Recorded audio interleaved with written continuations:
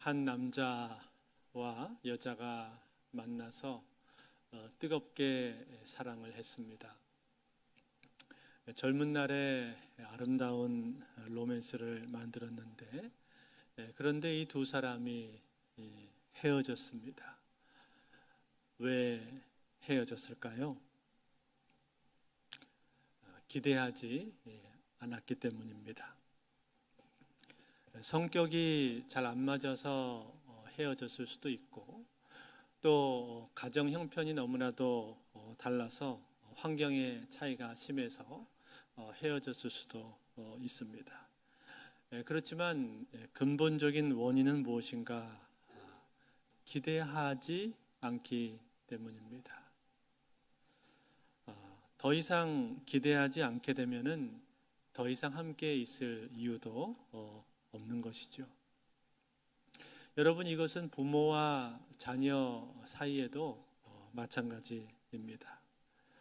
많이 기대하면 많이 실망하게 된다라고 해서, 그래서 아예 기대를 하지 않는 경우가 있는데, 그렇지만 기대하지 않으면 그 관계는 오래 가기가 어렵습니다. 여러분, 여러분의 부모님들이 여러분을 향해서 기대하지 않았더라면 여러분은 어떻게 되었을 것 같습니까? 아니, 여러분들이 여러분들의 자녀들을 향해서 기대하지 않는다면, 그러면 여러분의 자녀들은 과연 그것을 어떻게 느낄 것 같습니까? 우리 엄마가 나를 사랑하지 않는구나. 우리 아빠는 나를 전혀 사랑하지 않는구나. 그렇게 받아들일 것입니다. 왜 그럴까요? 기대가 바로 사랑이기 때문에 그런 것입니다. 여러분, 사랑하는 사람한테만 우리는 기대를 하는 것입니다. 그래서 고린도전서 13장 유명한 사랑장에 보면은 이런 말씀이 나옵니다. 모든 것을 참으며, 모든 것을 믿으며, 모든 것을 바라며. 바란다는 이 말, 이것이 기대한다라는 뜻이죠. 즉 인내가 사랑의 본질인 것처럼 기대 역시 사랑의 본질이다라는 것입니다. 그러니까 기대하지 않는다면 그것은 더 이상 사랑이 아닌 것이죠. 때문에 여러분, 우리는 관계 속에서 어떤 마음을 가져야 되는가? 항상 서로에 대한 기대를 가져야 될 줄로 믿습니다. 여러분, 기대 없는 아내 한번 생각해 보십시오. 기대 없는 남편 생각해 보십시오. 어떨 것 같습니까? 아니, 부모에 대해서 전혀 기대가 없는 아이들 어떻겠습니까? 얼마나 불쌍한 아이들입니까?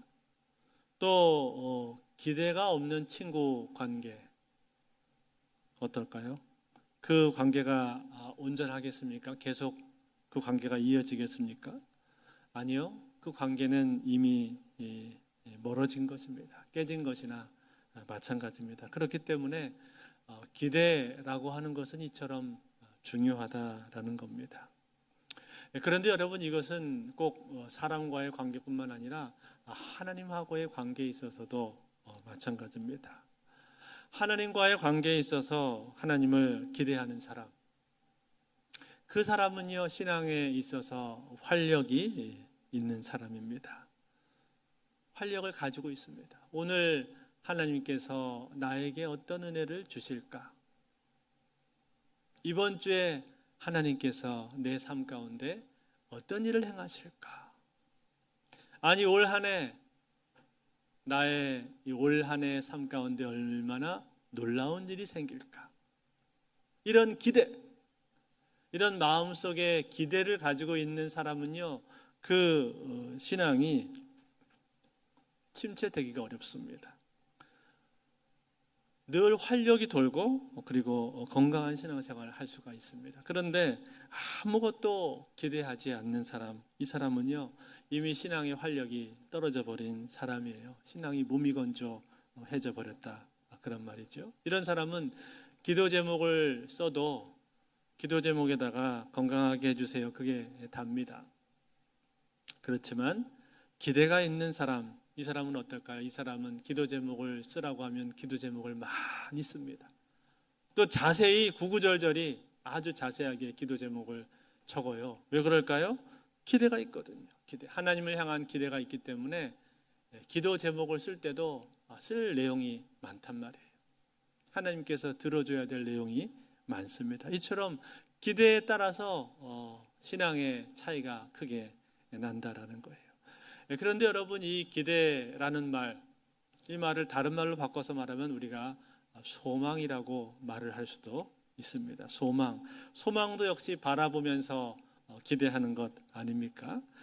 그런데 성경은 소망에 대해서 여러 차례 말을 해주고 있는데, 특별히 오늘 본문은 소망에 대한 말씀입니다. 그런데 오늘 본문에 나오는 이 소망의 배경은 어떤 배경인가 하니 무엇인가 어려움 가운데 갖는 소망을 지금 말씀을 해주고 있습니다. 3절과 4절 말씀인데 3절과 4절 한번 보시죠. 제가 읽어보겠습니다. 다만 이뿐 아니라 우리가 환난 중에도 즐거워하나니 이는 환난은 인내를, 인내는 연단을, 연단은 소망을 이루는 줄 알미로다. 연단이 소망을 이룬다. 즉 환난과 어려움 가운데서도 소망을 갖는 것을 오늘 성경은 말을 해주고 있단 말이에요. 여러분, 이 기독교의 역사를 보면요, 기독교는 참 아이러니컬하게도 환난과 고난의 역사 속에서 오히려 더 성장하는 경우들을 많이 봅니다. 로마가 기독교를 그렇게 박해하고 핍박을 했었는데 이 핍박으로 말미암아서 흩어진 그리스도인들, 그들이 어떻게 되었습니까? 각자 흩어진 그 자리에서 디아스포라로서 복음을 증거하면서 살았단 말이에요. 그래서 기독교는 더욱더 광범위하게 퍼지게 되었고 더 왕성하게 성장이 되었습니다. 뭘 말해주고 있는 것일까요? 어려움과 환난이라고 하는 것이 결코 소망을 꺾지 못한다라는 것입니다. 여러분, 우리 믿음의 선진들을 보면은 믿음의 선진들은 늘 고난 가운데서도 이 소망을 포기하지 않았습니다. 어떤 환난 속에서도 소망이라는 것을 항상 붙들고 살았단 말이에요. 왜 그렇습니까? 그 소망이 어디서부터 오는 거예요? 그 소망은 하나님의 사랑으로부터 오는 겁니다. 하나님의 사랑, 하나님이 살아계시고 하나님께서 나를 사랑하신다. 그 하나님의 사랑이 있기 때문에 소망을 포기하지 않았단 말이에요. 그래서 오늘 성경에 보니까 이렇게 말을 해줍니다. 5절 말씀 우리 한번 같이 읽어볼까요? 5절을 한번 같이 읽습니다. 시작. 소망이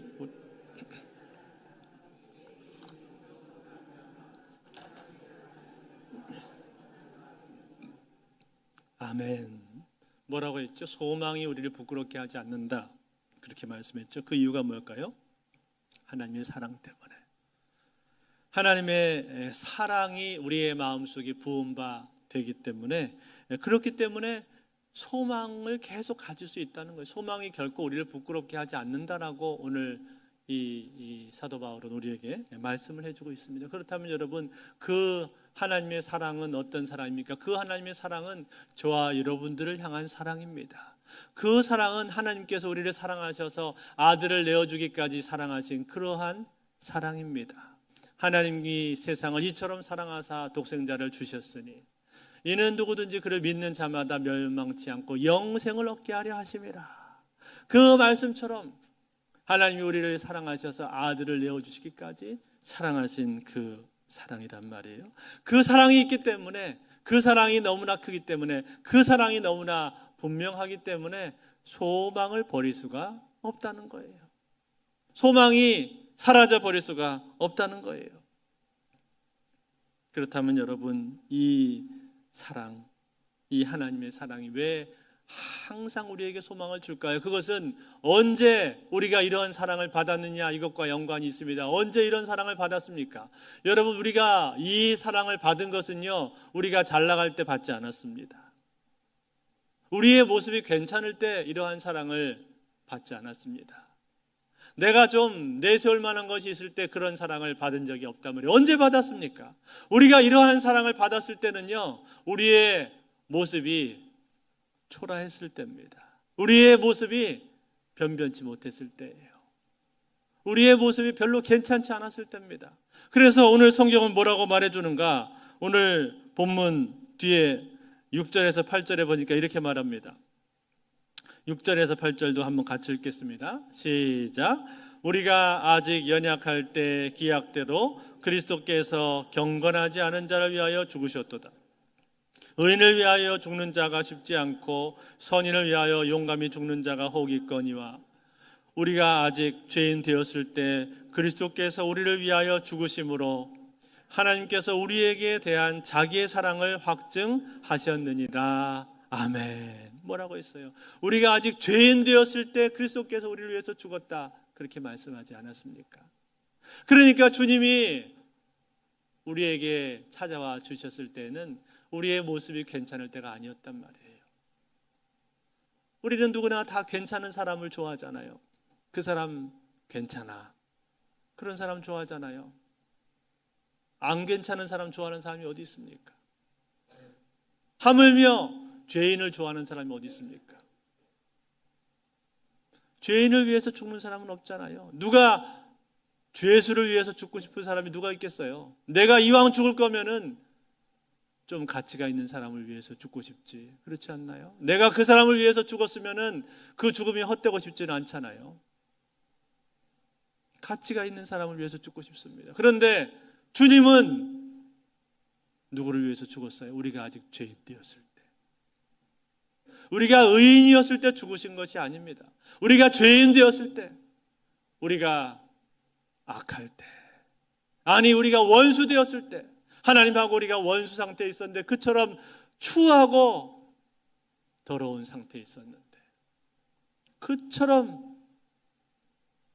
부끄러운 상태에 있었는데 그러한 나를 위해서 주님이 죽어주셨다는 거예요. 그게 하나님의 사랑입니다. 그 사랑이 있기 때문에 오늘 어떻다고 사도 바울은 말하고 있습니까? 우리에게는 소망이 있다. 소망이 없는 시간이 없다는 거예요. 항상 소망이 있다는 거예요.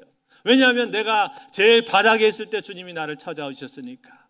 내가 제일 부끄러울 때, 제일 내세울 만한 것이 하나도 없을 때, 제일 절망적일 때 하나님이 나를 사랑하셨으니까.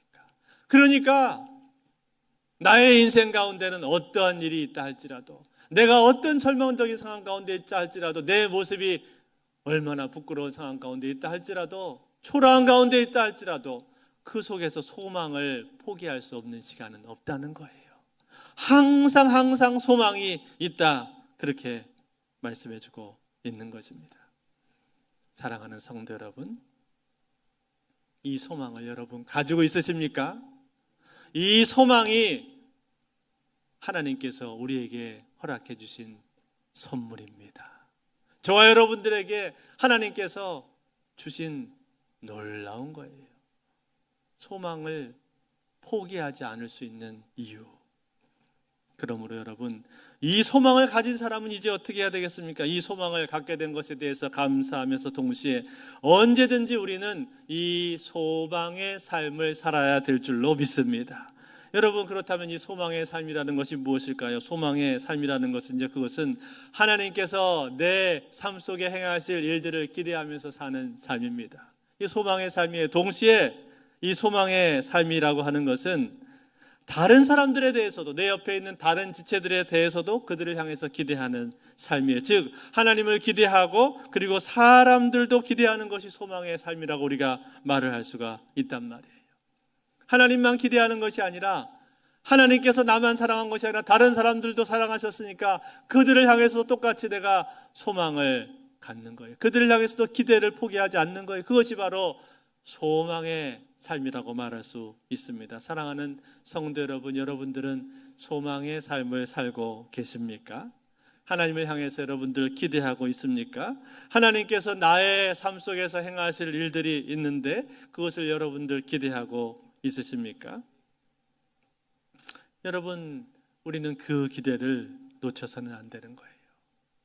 하나님께서 나의 삶을 통해서 행하실 일들을 기대하고 동시에 다른 사람들에 대해서, 내 옆에 있는 다른 지체들에 대해서도 그들을 향한 기대를 내가 가질 수가 있어야 됩니다. 그 기대가 늘 있어야 돼요. 다른 사람들에 대해서도. 그럴 때 내 신앙이 온전한 신앙이 되는 거예요. 내 믿음이 활력을 잃지 않을 수 있다라는 거예요. 여러분, 성경에 보면은 성경에 나오는 인물들 중에서 주님을 향한 기대를 많이 가졌던 사람이 있습니다. 누굴까요? 베드로입니다. 베드로는요, 주님을 향한 기대를 많이 가지고 있었는데, 그래서 주님께서 오셨을 때 저 풍랑이는 바다 위로 예수님이 걸어오실 때 그 베드로는 예수님을 향해서 기대했습니다. 그래서 자기도 저렇게 걸을 수 있을 것 같다라고 그렇게 기대를 했어요. 그래서 뭐라고 얘기합니까? 예수님 향해서, 주님, 만일 주님이시여든 저를 명해서 이 물을 걸어서 가도록 좀 말씀해 주십시오. 예수님 뭐라고 하셨습니까? 그래, 걸어오라 말씀하셨죠. 베드로가 걸어갔습니다. 물 위를 걸어갔어요. 그런데 중간에 바람이 불어오는 것을 보고 빠져버렸죠. 예수님이 즉시 그 손을 잡아 일으키시면서 하시는 말씀이 믿음이 적은 자여 왜 의심하였느냐, 그렇게 말씀하셨죠. 여러분, 비록 베드로는 예수님으로부터 꾸중을 듣기는 했습니다만, 그러나 생각해 보세요. 그 제자들 중에서 물 위를 걸었던 사람은 누굽니까? 베드로죠. 12명의 제자가 있는데 12명 제자들 중에서 물 위를 걸었던 사람이 있습니까? 아무도 없습니다. 예수님 물 위로 걸었습니다. 예수님 물 위로 걸었는데, 예수님이 물 위로 걸은 것과 같이 걸었던 사람은, 유일한 사람은 베드로밖에 없어요. 물론 중간에 걷다가 바람을 보고 의심을 해서 믿음이 연약해서 빠지긴 했습니다만, 그러나 생각을 해보면 베드로는요, 물 위를 걸었던 사람 아닙니까? 그 경험을 가졌던 사람 아니에요? 여러분이 그 경험을 가졌던 사람이라면 어떻겠습니까? 그 물 위를 걸었던 경험이 있었다면 어떻겠어요? 그것이 평생 잊혀지지 않을 거 아니에요? 내가 물 위를 걸었었는데 그때 의심해서 빠졌지. 그 물 위를 걸었던 느낌을 그는 기억하고 있을 것 아닙니까? 여러분, 베드로가 어떻게 해서 그렇게 할 수 있게 된 거예요? 그것은 베드로는 시도했기 때문에 그런 거예요. 시도했다는 말은 다른 말로 바꾸면 무슨 뜻이에요? 그것은 기대했다는 뜻이에요. 주님을 향해서 기대한 거예요. 주님을 향해서 주님이 이렇게 걸으라고 말씀하시면 내가 걸을 수 있을 거야 라는 그러한 기대를 가졌습니다. 그렇기 때문에 그는 이러한 놀라운 경험을 할 수가 있었던 것이죠. 다시 말해, 주님을 향한 큰 기대를 가졌던 거예요. 윌리엄 캐리가 그런 말을 했습니다. 하나님을 향해서 위대한 것을 기대하라. 하나님을 위해서 위대한 일을 시도하라. 그런 말을 이 윌리엄 캐리, 현대선교의 아버지라고 불리는 윌리엄 캐리가 그런 말을 했었는데, 마치 그것처럼 내가 주님을 향해서 나아가면 나는 틀림없이 물 위를 걸을 수도 있을 거야 라고 믿고 베드로는 기대를 했던 거예요. 그렇기 때문에 이러한 놀라운 경험, 놀라운 체험을 그가 가질 수가 있었던 것이죠. 사랑하는 성도 여러분, 그렇습니다. 아무것도 시도하지 않으면요, 아무 일도 일어나지 않습니다. 전에 어떤 분이 저보고 그러더라고요. 교회 재정이 부족하니까 일을 자꾸 만들지 말고 가만히 있으라고 그렇게 얘기를 하시는데, 여러분, 아무것도 시도하지 않으면요, 아무 일도 일어나지 않습니다. 그렇죠? 믿음이라고 하는 건 무엇인가? 믿음이라고 하는 것은 시도하는 거예요. 믿음이라고 하는 것은 기대하고 하나님 앞에 기도하고 그리고 발걸음을 내딛는 겁니다. 시도하는 것입니다. 그게 믿음이에요. 그럴 때 우리는 하나님의 살아계심을 경험할 수가 있는 거예요.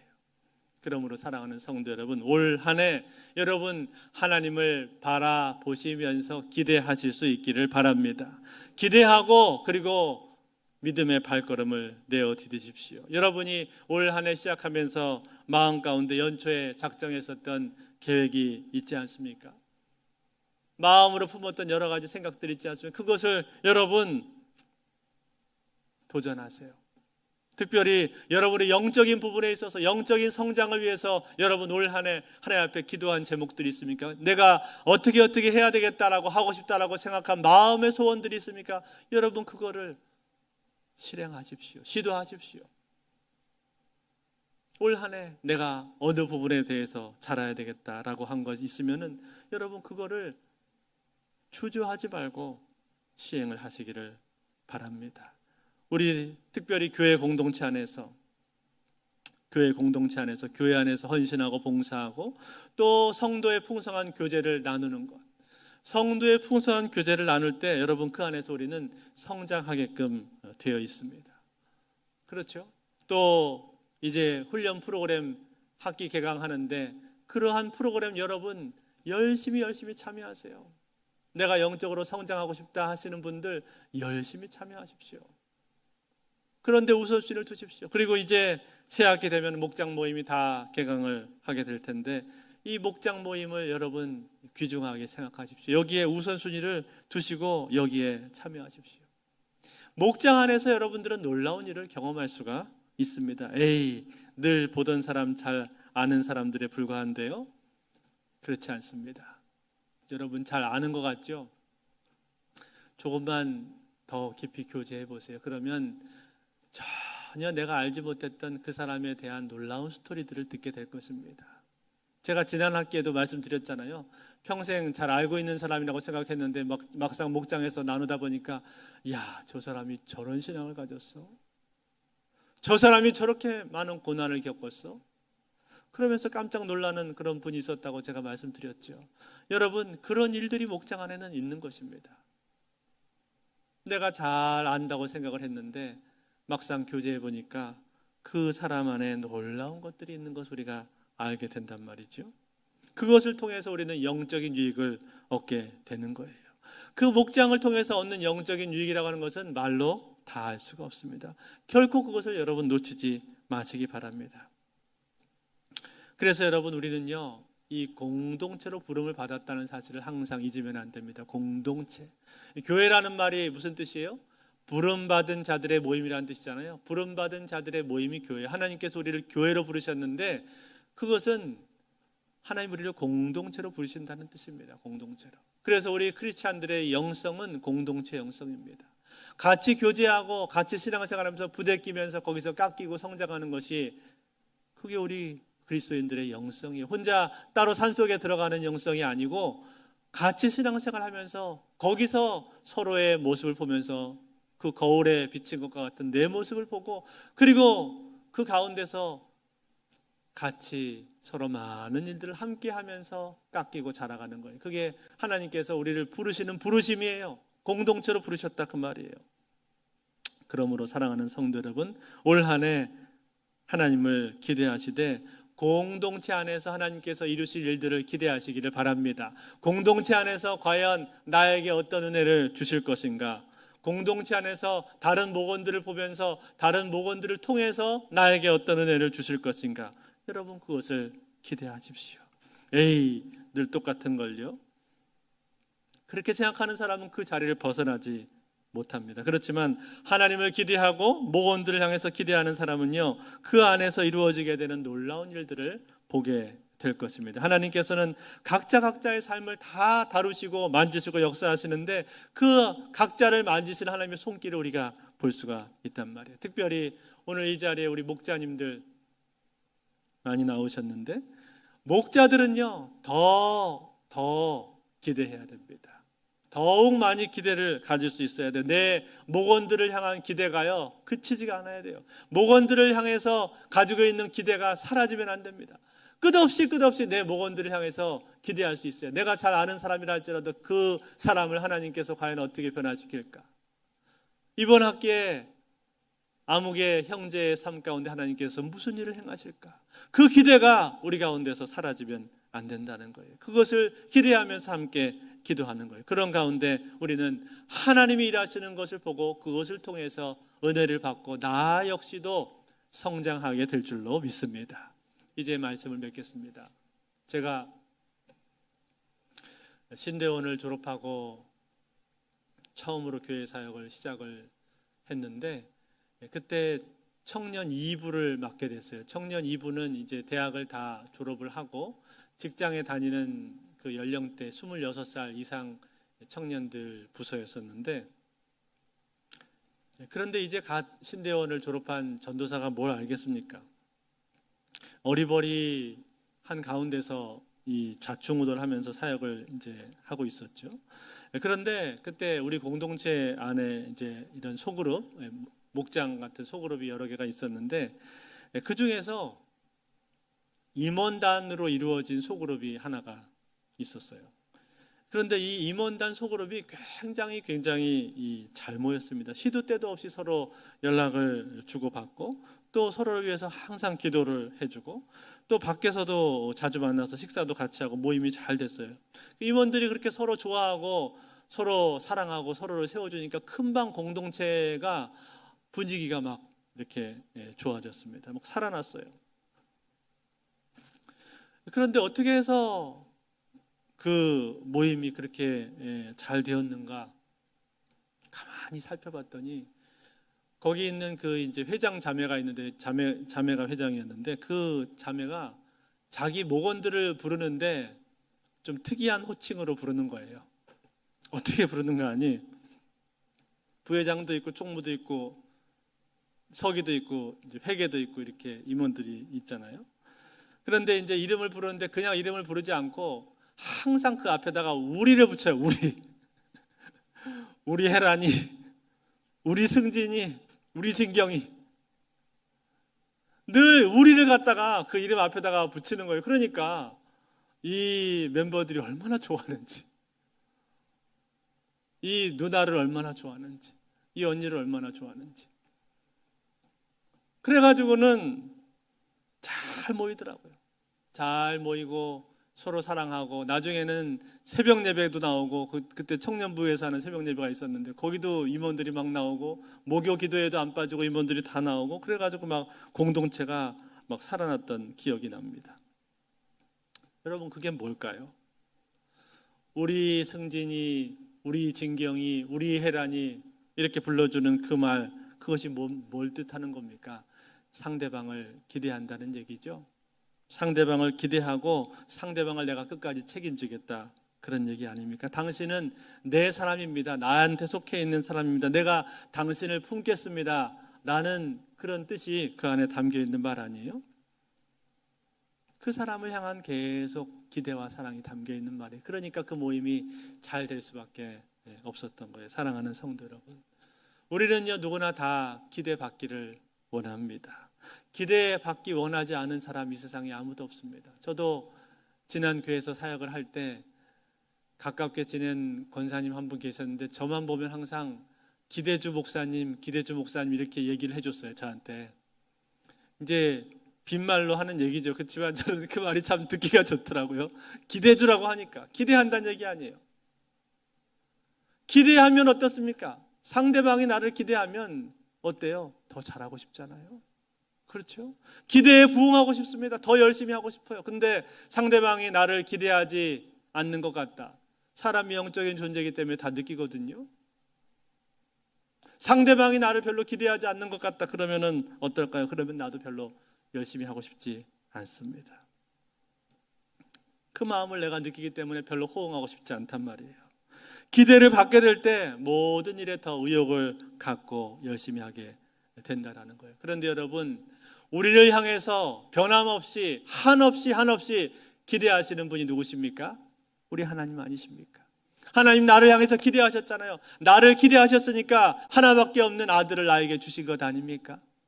그 귀하고 귀한 아들을, 독생자 아들을 나를 위해서 주신 거 아니에요? 왜요? 나를 기대하니까.